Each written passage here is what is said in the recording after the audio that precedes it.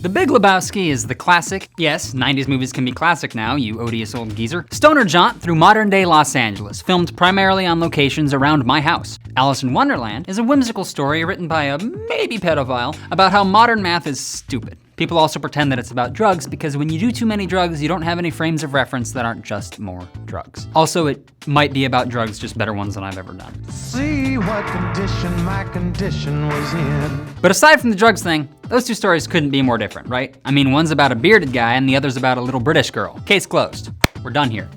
No, obviously we're not done yet. You read the title, you know what I'm going to be arguing here. The Big Lebowski is, in fact, a retelling of Alice in Wonderland. Now, does this information change the entire context of the Coen brothers film, revealing a deeper, mind-blowinger, and incisiver truth than any of us have ever imagined? You'll just have to watch the video to find out, but yeah, that's what I'm going for. So first off, Jeff, the Dude Lebowski, and Alice in Wonderland both start off as characters who exist without any ambition or responsibility. When we meet the dude, he's hanging out in Ralph's in his bathrobe, which is fine when I do it, but because he's old, it's weird. Sam Elliott's voiceover describes him as quite possibly the laziest man in Los Angeles County. And we see him writing a check for 69 cents to buy a whole jug of milk, which is just adorable. 1990s, you are adorable. When we meet Alice, she's just hanging out in a tree. In the book, she's actually wondering to herself, quote, whether the pleasure of making a daisy chain would be worth the trouble of getting up and picking the daisies. That kind of pondering means your life is unfathomably good. So even though the dude is an aging hippie and Alice is a princess,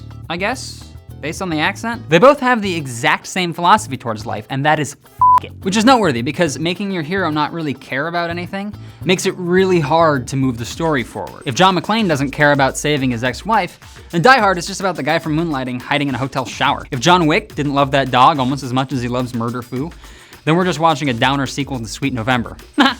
Weird reference. And perhaps because they have no drive whatsoever, both Lebowski and Alice do drugs that change their size. Fortunately, I'm adhering to a pretty strict drug regimen. Again, someone tell me what those drugs are. Both characters end up in strange wonderlands. Alice goes down a rabbit hole before her adventure starts, while the dude gets shoved down a toilet bowl, also a hole, before going out to explore the world of upper crust LA. Alice is chasing a white rabbit, while the Big Lebowski sends Dude Lebowski after his wife Bunny, who drives a car with a vanity plate Lapin, which is French for rabbit, and also Tara Reid is in fact white, like the rabbit. The first thing Alice does when she gets to Wonderland is find a golden key in the middle of a hallway. She shrinks herself down and the key gets comparatively big, because that's how size works. When the dude first gets to Lebowski's house, the butler immediately, and for no reason, shows him a big golden key. That's it.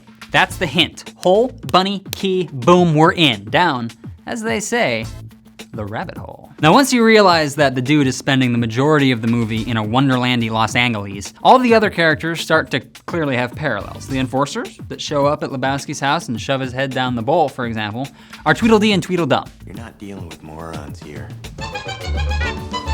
Walter and Donnie are the walrus and the carpenter, Walter being a big guy who's constantly scheming, and the carpenter being a skinny guy who never manages to keep up with what's going on. I am the walrus.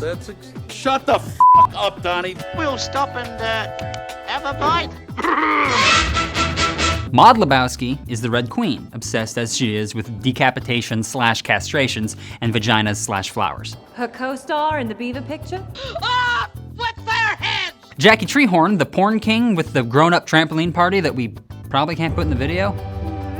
He's the Mad Hatter, an authority figure who is either really crazy or dealing with issues that are just totally beyond our understanding, and there's no way to tell which. Why is a raven like a writing desk?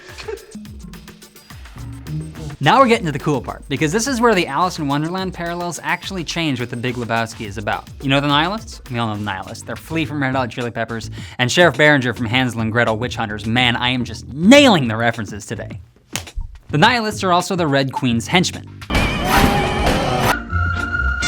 The Nihilists, Maude, the Red Queen, and her henchmen are all obsessed with paintings, vaginas, and castration. My art has been commended as being strongly vaginal. Who's been painting my roses red? We'll cut off your Johnson. It was Dick, or his Rod, or his Johnson. Off with her! Johnson? The movie doesn't tell us that the Nihilists worked for Maude. It leaves us sort of ambiguous as to where they came from. But if she's the Red Queen, then she secretly masterminded the whole movie. And yes, mastermind is a verb. Don't you see, you beautiful fools? That's what she's laughing about on the phone with Max Harrington, the video artist. She's giving orders to the nihilists in that made-up language of hers. She's the one who made Bunny go on vacation on her own without telling anyone in the first place, kidnapping herself, like Walter, the dude said. She's the Vito Corleone of the hipster criminal underworld. I might have introduced them for all I know. Which is why the bumbling, idiotic German nihilists are able to pull off a fake kidnapping. Maud is telling the men what to do. And that's what this is all about. Wonderland is a world that avant-garde artists and European immigrants have taken over. And they've established a strict matriarchal society. Women are chopping off dicks, raising children on their own. I don't want the father to be someone I have to see socially. And allowing the men to think they're still in control. I give him a reasonable allowance. The Wonderland that Lebowski enters is a matriarchy where women secretly rule everything. Now, what does this mean? Well, that's up to you, my friend. Are the Coen brothers illustrating a hopeful utopia? Or are they trying to warn us about a secret feminist conspiracy in Hollywood? Kind of like how Kubrick used The Shining to tell us about the moon landings being fake, or that time Fox predicted 9/11, or when Winter's Bridge argued that people who couldn't drive stick were genetically inferior. There's no right answer, so only you can decide, but if you go with the feminist conspiracy thing, you're a lunatic. Hey, thanks for watching our video about The Big Lebowski. If you have your own theories about what The Big Lebowski means, you can leave them in the comment, or you could post them on your blog and not tell us about it, or you can just keep it to yourself. Like, that's also an option. Every little thought that comes into your brain doesn't need to be typed out where we get to read it. Bye.